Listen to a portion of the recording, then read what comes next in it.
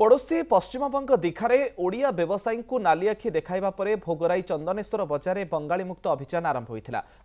उभय सीमावर्ती अंचल में बद उपजिबा परे आज उभय पश्चिमबंग दीघा अंचल जनप्रतिनिधि भोगराई ब्लॉकर जनप्रतिनिधि बैठक पर स्थायी समाधान होइछि। ओडिशा पश्चिमबंग सीमांत रही बालेश्वर जिला भोगराई ब्लॉक ए ब्लॉक रे प्राय लोक माने पड़ोशी राज्य पश्चिमबंग दीघारे कार्य करने सहित आउ किछि लोक माने खाइबा दुकान करी दीघा जगन्नाथ मंदिर निकट में पेट प्रतिपोषण करती। मात्र एक किछि दिन हेब पश्चिमबंग दीघारे दुकान करुथुबा दोकानी माननकु सेठाकार प्रशासन और स्थानीय लोक माने तमे ओडिशा लोक और बिहारी कई उठी जाओ बोली कही सेमानक दुकान गुडी को उठाई देथिले। एने ओडिशार जनप्रतिनिधि और सीमांत रे थिबा सरपंचंकु व्यवसायी माने जणाइथिले। या परे बैठक रे समाधान होइछि। उड़ीसार দোকানদারদের সরিয়ে দেওয়া হচ্ছে সেটা নয়। উড়িষ্যা তো মাত্র ৫-৭খানা দোকান, বেঙ্গলের প্রায় ৩০০-৩৫০ দোকানদারকে সরিয়ে দেওয়া হয়েছে।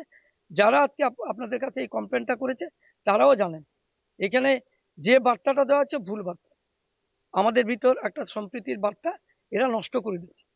আমরা এই যে কজন আপনারা বললেন, আমি ডিএসডি এর কাছে যাব, যদি এই ৫-৬টা দোকান আমি দেখেছি যা সংখ্যাটা ৫-৬টা দোকান আছে তারা নিশ্চিত বুঝবে।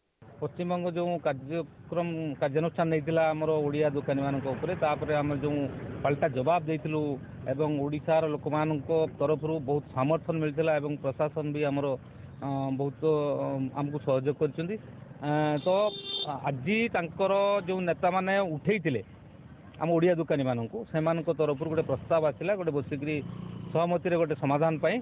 तेणु आमर गोटे 10टा बेले डेलीगेशन टीम जाइलु एवं सेमाने प्रतिश्रुति देइचंती जो ओडिया दुकानी मानू उठे देइथिले सेमानकु पुनर्थैथान से दीघार ही करेबे से प्रतिश्रुति देला परे आमे आसिलु से आसंता गोटे दिन भितर सेमानकु थैथान करेबे।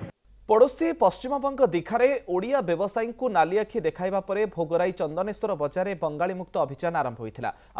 उभय सीमावर्ती अंचल में बद उपजिबा परे आज उभय पश्चिमबंग दीघा अंचल जनप्रतिनिधि भोगराई ब्लॉकर जनप्रतिनिधि बैठक पर स्थायी समाधान होइछि। ओडिशा पश्चिमबंग सीमांत रही बालेश्वर जिला भोगराई ब्लॉक ए ब्लॉक रे प्राय लोक माने पड़ोशी राज्य पश्चिमबंग दीघारे कार्य करने सहित आउ किछि लोक माने खाइबा दुकान करी दीघा जगन्नाथ मंदिर निकट में पेट प्रतिपोषण करती।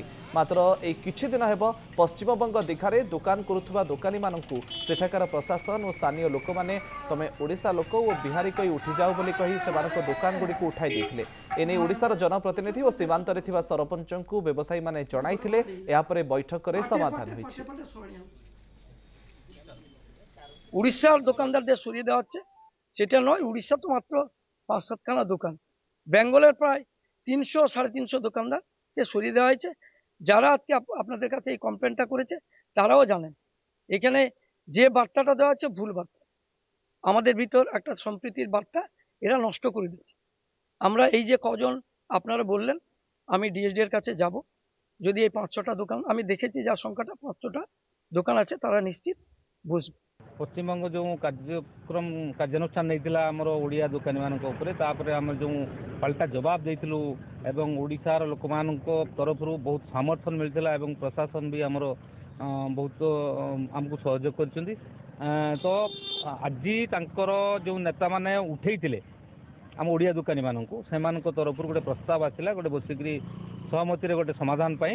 तेणु आमर गोटे 10टा बेले डेलीगेशन टीम जाइलु एवं सेमाने प्रतिश्रुति देइचंती जो ओडिया दुकानी मानू उठे देथिले सेमानकु पुनर्थैथान से दीघार ही करेबे से प्रतिश्रुति देला परे आमे आसिलु से आसंता गोटे दिन भितर सेमानकु थैथान करेबे।